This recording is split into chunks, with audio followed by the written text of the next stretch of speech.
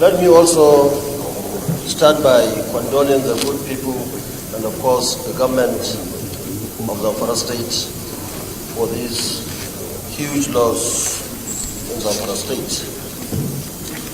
Mr. President, this is the time for all of us to put hands together to fight these killings, not only in Zamfara but across the state, the country. Mr. President, there is need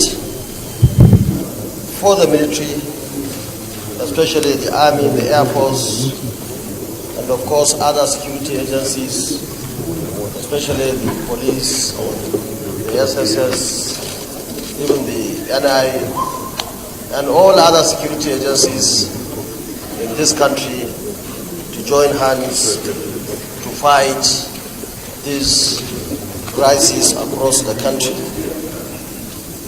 And first of all, Mr. President, we need to find out who are these people.